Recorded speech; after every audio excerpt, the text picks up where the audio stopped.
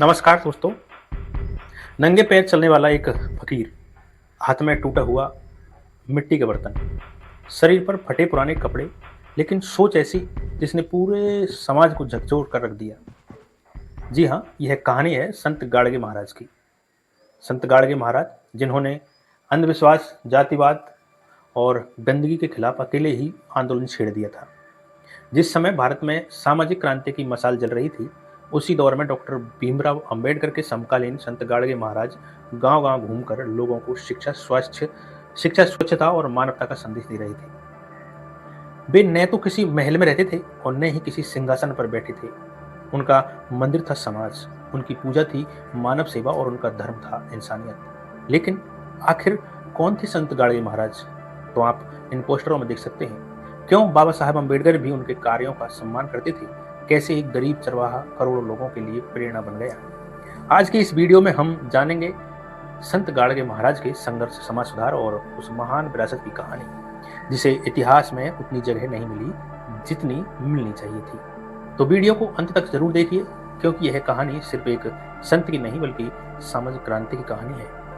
दापुरा नामक गांव के हम्बीर राव कोलेस्कर की पुत्री सखुबाई के साथ जिंगार जी का विवाह हुआ था। 23 फरवरी 1876 को महाशिवरात्रि के दिन इस दंपत्ति को पुत्र रत्न की प्राप्ति हुई। यह है हमारे चरित्र नायक डेबू जी हैं। यही हैं जिनके बारे में हम आपसे बात करने जा रहे हैं। तो इसके पहले सखुबाई की सभी संतानें काल के गाल में समा गई थी। मरिमा मई कांप उठने वाली ऐसी कहानी। मरी माता का कोप मानकर उन्हें मन्नत मांगी। विदर्भ में शिशु की मृत्यु के भय से बच्चों के नाम अप्रचलित या अजीब रखने की प्रथा के कारण उन्होंने इस बालक का नाम डेबू रखा। ऐसी परिस्थिति में जन्मे डेबू जी ने मानवता की सेवा में ईश्वर को देखने वाले निष्काम कार्य कर्मयोगी संत गाड़गे बाबा के रूप में ख्याति अर्जित की। इस प्रकार नियति ने दिनांक 23 फरवरी 1876 को महाराष्ट्र के वारकरी संप्रदाय के मुकुट में एक महामानव रूपी हीरा जड़ दिया था। तो दोस्तों, आगे की कहानी हम आपको बताते हैं। गृह त्याग उन्होंने किन कारणों में किया, किन परिस्थितियों में किया। तो दोस्तों, ऋण मोचन में अनेक साधु संत आते थे। दापुरा और पोते गांव के पास थे। साधु संत गांव में भी आते थे। उनके शिष्यों की टोली भी साथ में रहती थी। गांव के लोगों को साधु संतों का सहवास मिलता था। गुरु बनाकर दीक्षा देने की जो परंपरा का प्रचलन इस समय बड़ा प्रचलित था। किसी साधु के चरणों में झुककर लोग गुरु मंत्र लिखते थे। माता पिता द्वारा दिए गए शरीर में आत्मा फूंकने का काम गुरु करते थे। यह डेबू जी का ज्ञान था। किसी को गुरु बनाने का विचार उनके मन में भी आ गया था। दापुरा गांव में दौलतगिरी गांव एक गोसाई संत रहते थे। गांव में एक गोसाई नाम के संत रहते थे। गांव के कई लोगों ने उन्हें गुरु मानकर उनसे गुरु मंत्र ले लिया। एक सुबह डेबू जी दौलतगिरी गोसाई के घर गए। उनको प्रणाम कर उनसे दीक्षा लेने का अनुरोध किया। दौलतगिरी के मठ के कुछ नियम थे। दीक्षा ग्रहण करने के बाद दूसरे गुरु की भक्ति न करने का नियम था और उनके मठ से एक निष्ठ रहकर मन पूर्वक सेवा करना जरूरी था। डेबू जी ने दोनों नियम मान लिए और गोसाई से दीक्षा ले ली। संध्या के समय मठ में डेबू जी को कटु अनुभव हुआ। मठ में शराब पीने वालों की हलचल हो रही थी। दौलतगिरी को चढ़ावे में शराब चढ़ाना पड़ता था। यह बात डेबू जी को समझ में आई और अगले ही दिन उन्होंने दीक्षा त्याग दी। यही कारण है कि उन्होंने आजन्म समाज में फैले खोखले प्रचलन का विरोध किया। जिस प्रकार शराब के विरोध में उन्होंने रिश्तेदारों को छोड़ दिया, परिवार की नाराजगी सहन कर ली, उसी प्रकार उन्होंने कुछ क्षण पहले बनाए गुरु का भी त्याग कर दिया। उन्होंने भविष्य में कभी भी किसी को अपना गुरु नहीं बनाया, किसी को शिष्य नहीं बनाया, शिष्य परिवार नहीं बनाया और डेबू जी का जो मन है प्रपंच से दूर रहा था। परंतु शरीर को कष्ट सहने की आदत थी। किसी की सहायता करते समय उन्होंने अपने पराये का भेद कभी नहीं किया। शारीरिक श्रम करने के लिए कभी नहीं हिचकिचाए। सन 1905 में मार्गशीर्ष महीने की घटना है। ज्वार की फसलें पक गई थी। फसल पर आए पक्षियों को उड़ाने के लिए वह भोर होते ही पूर्णा नदी पर पार कर खेरी गांव स्थित एक खेत पर गई। धीरे धीरे दिन ढल रहा था। दोपहर के समय खेरी गांव की ओर एक ऊंचा, गोरा और तेजस्वी पुरुष आता दिखाई दिया। जटाएं और दाढ़ी बड़ी हुई थी। उसके दोनों हाथों में कच्ची मकई थी। तेज धूप में वह नंगे पैर चल रहा था। उसे देखकर डेबू जी के मन में जिज्ञासा उत्पन्न हुई। दूर से वह व्यक्ति किसी महात्मा की तरह प्रतीत हो रहा था। डेबू जी मचान से नीचे उतरकर उसके सामने जाकर प्रणाम किया। कुछ क्षण मौन रहे, दोनों एक दूसरे को देख रहे थे। आपको कुछ चाहिए? डेबू जी ने पूछा। क्या दोगे? हमारे पास सब कुछ है, मुस्कुराकर महात्मा बोले। मेरे पास सब कुछ है, कहने वाला अनासक्त महात्मा डेबू ने पहली बार देखा था। ऐसा बोलने वाला कि मुझे कुछ नहीं चाहिए, मेरे पास सब कुछ है। चलोगे मेरे साथ? कुछ क्षण बाद महात्मा ने पूछा। जैसी आपकी आज्ञा, डेबू जी ने कहा। डेबू जी महात्मा के पीछे चल दिए। दौलतगिरी के कटु अनुभव के बाद भी डेबू जी अनजान साधु के साथ चले गए। डेबू जी का अंतर्मन उन्हें साधु की ओर खींच कर ले गया। चलते चलते दोनों पूर्णा नदी के किनारे आ गए। महात्मा नदी के साफ पानी में पैर डालकर बैठ गए। डेबू जी ने पूछा। डेबू जी ने क्या पूछा? डेबू जी ने पूछा कि महात्मा जी, आपका भोजन? कर तो रहा हूं, कच्ची मकई खाते हुए उन्होंने उत्तर दिया। जी नहीं, मेरा मतलब भोजन नहीं बनवाओगे क्या?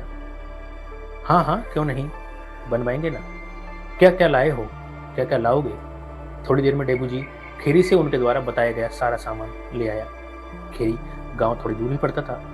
डेबू जी ने सूखी लकड़ियां एकत्रित की, चूल्हा जलाया। महात्मा ने कढ़ाई में घी तेल डालकर सारा सामान मिला दिया। उबालकर लापसी सी बनाई, लपसी टाइप की बना ली। कढ़ाई लौटाने के लिए डेबू जी खेरी चले गए। वहां से लौटे तो देखा महात्मा जाने की तैयारी कर रहे थे। नदी पार कर दोनों डापुरा में महादेव के मंदिर पर आ गए। उस दिन वे वहीं रहे। अगले दिन डेबू जी घर वापस गए। घर वाले रात भर उन्हें ढूंढते रहे। हम्बीर राव ने बलीराम को 2-4 भजन मंडलियों के पास पूछताछ करने भेजा, परंतु डेबू जी का कहीं पता नहीं लगा। दूसरे दिन घर लौटने पर सबने पूछा कि रात कहाँ गए थे, परंतु वे चुप रहे। महात्मा के प्रसंग के विषय में एक शब्द भी किसी को नहीं बताया उन्होंने। अगले दिन डेबू जी दरियापुर चले गए और यहाँ वो महात्मा डापुरा के रास्तों पर डेबू जी को आवाज देते हुए खोजने लगे। फटा कुर्ता पहना हुआ साधु किस देवदास को आवाज लगा रहा है? गांव वालों को समझ ही नहीं आया, उन्हें वह साधु अजीब सा लग रहा था। गांव के मुखिया ने महात्मा को गांव के बाहर का रास्ता दिखा दिया। शाम को जब डेबू जी को यह ज्ञात हुआ कि भूख प्यास भूलकर महात्मा को खोजने लगे, आसपास के 4-5 गांव में भी नहीं मिले। डेबू जी की सेवा अपूर्ण रह गई। महात्मा के साथ गुजारे ये 1.5 दिन का विवरण गाड़गे बाबा ने कभी किसी को नहीं बताया। इस दिन के बाद डेबू जी अपनी धुन में रहने लगे।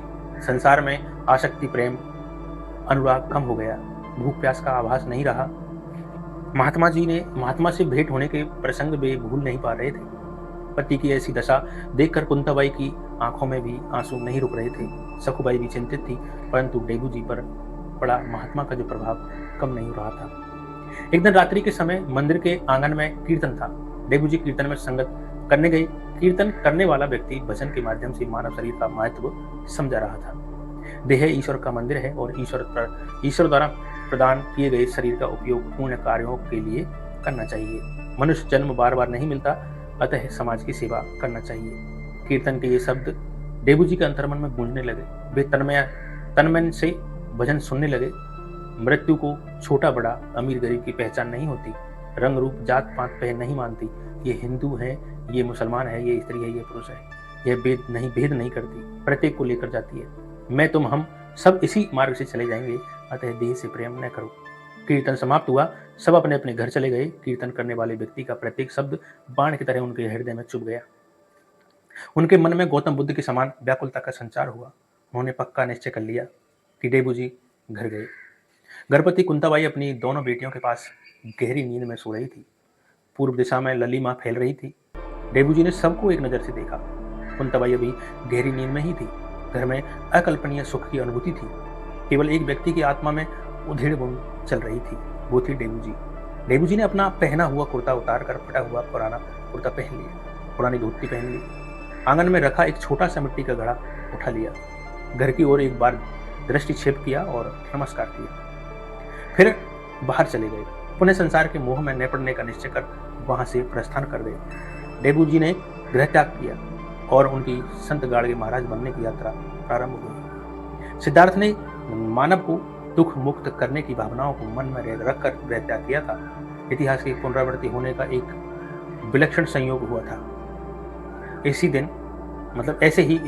इन्हीं हालतों में गौतम बुद्ध ने भी घर का त्याग किया था और संत गाड़गे महाराज डेबू जी ने भी घर का त्याग कर दिया भजन कीर्तनों को सुनकर। उनके मन में वही जिज्ञासा थी जो बुद्ध के मन में थी, आखिर मौत तो सबको आनी है, वह किसी को नहीं छोड़ती। अमीर हो, गरीब हो, छोटा हो, बड़ा हो, अपना हो, पराया हो, ऊंचा हो, नीचा हो, किसी भी जाति धर्म का हो, किसी को भी वो छोड़ती नहीं है। फिर इस जीवन का क्या मतलब, क्या लालसा इस जीवन की?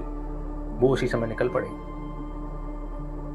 घर को देखकर नमस्कार किया, घर वालों को देखा एक बार बड़ी नजर से और छोड़कर चले गए। तो दोस्तों, ये थी संत गाड़गे महाराज की एक छोटी सी कहानी, जो मात्र उनका गृह त्याग का एक प्रसंग था जो हमने आपको बताया है। इससे पहले भी हम संत गाड़गे के बारे में बहुत कुछ बता चुके हैं, हमारी पुरानी वीडियोस को आप उठाकर देख सकते हैं। तो धन्यवाद, मिलते हैं किसी अगली वीडियो में। जब तक के लिए आप सुरक्षित रहें, सावधान रहें। डेबू जी वही है जो आजकल बीएसपी के बैनर पे भी उनका फोटो होता है, एएसपी के बैनर पे भी उनका फोटो होता है, और महान तमाम आंदोलनकारी उनका फोटो साथ में रखते हैं। इनकी बड़ी बड़ी मूर्तियां बनवाई गई है, सरकारें इनके आगे सिर झुकाती हैं। स्वच्छता का संदेश देने वाले एकमात्र संत गाड़गे महाराज ही थे, गांधी जी ने तो बाद में दिया था। धन्यवाद, सुरक्षित रहें, सावधान रहें। जब तक मिलते हैं किसी अगली वीडियो में।